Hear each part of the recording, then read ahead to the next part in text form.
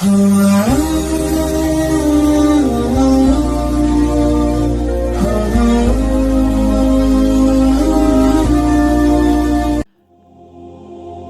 کی اس پہلی قسط میں نبی صلی اللہ علیہ وسلم کی پیدائش اور بچپن کے کچھ حالات بیان کیے جائیں گے۔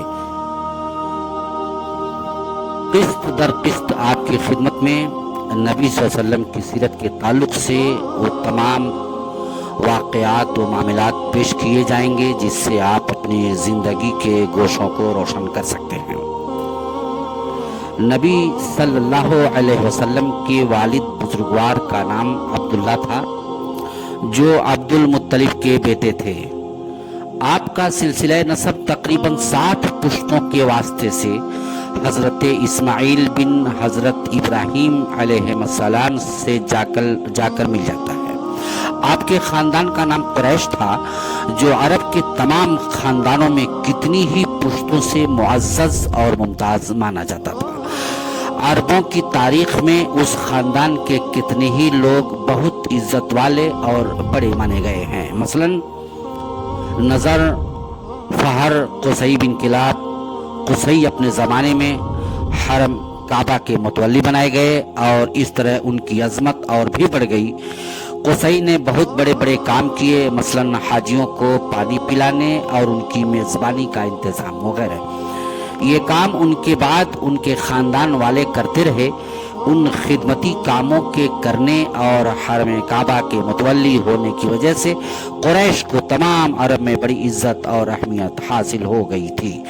عام طور پر عرب میں لوٹ مار کا رواج تھا اور راستے محفوظ نہ تھے، لیکن حرم کعبہ سے نسبت اور حاجیوں کی خدمت کی بنا پر قریش کے قافلوں کو کوئی نہیں لوٹتا تھا اور وہ امن کے ساتھ اپنے مال تجارت ایک جگہ سے دوسری جگہ لے جاتے تھے۔ عبد المطلب کے 10 یا 12 بیٹے تھے، لیکن کفر یا اسلام کی خصوصیت کی وجہ سے ان میں 5 بہت مشہور ہیں۔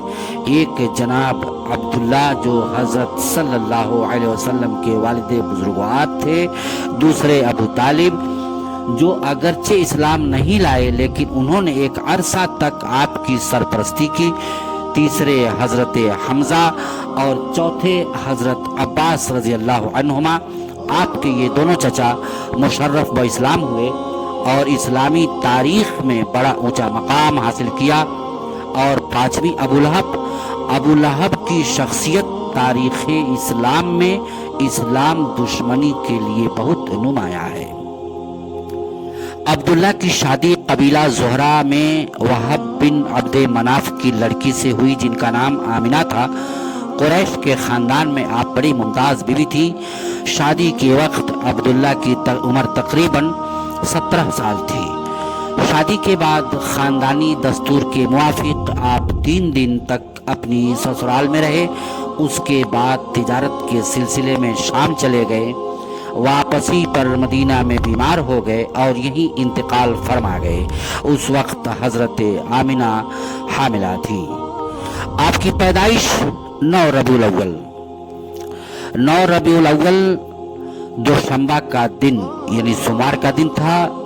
20 اپریل 571 عیسوی کی وہ مبارک صبح تھی جب رحمت الہی کے فیصلے کے مطابق اس باسعادت ہستی کی پیدائش ہوئی جس کے وجود سے سارے عالم کی اندھیاریوں کو دور ہونا تھا اور انسانیت کو وہ نور ہدایت ملنا تھا جو قیامت تک اس زمین پر بسنے والے سارے انسانوں کے حق میں مالک کائنات کی سب سے بڑی نعمت ہے۔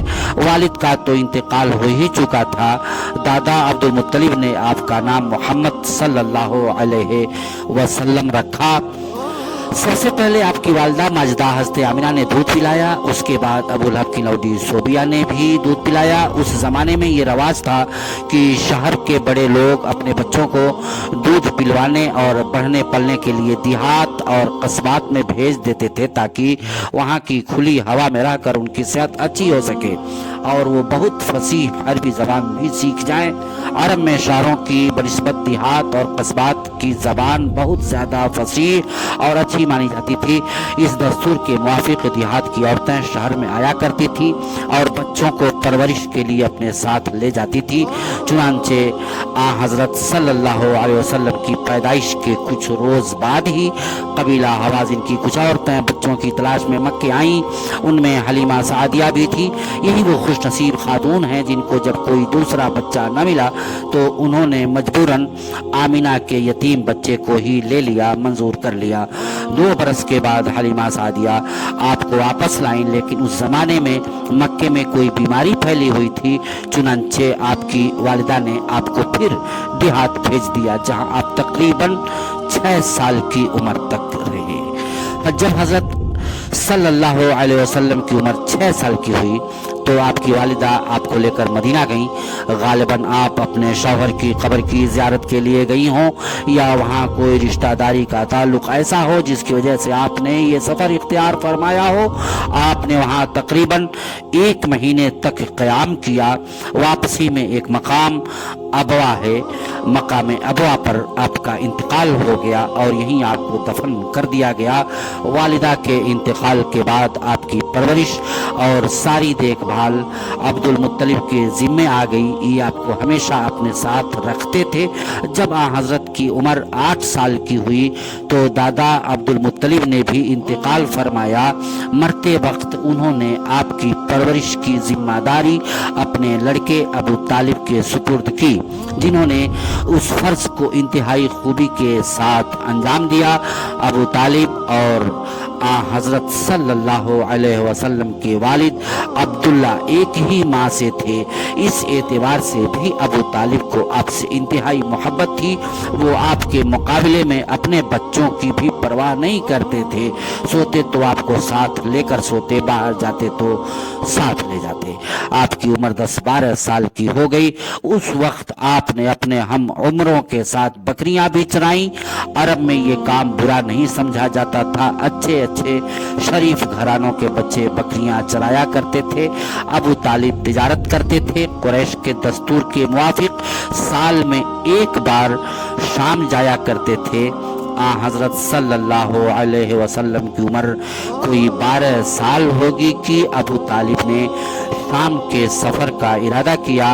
अगरचे सफ़र की तकलीफ़ के ख्याल से वो आपको साथ नहीं ले जाना चाहते थे, मगर उन्हें आपसे इतनी मोहब्बत थी कि जब सफ़र पर जाते आप उनसे लिपट जाते।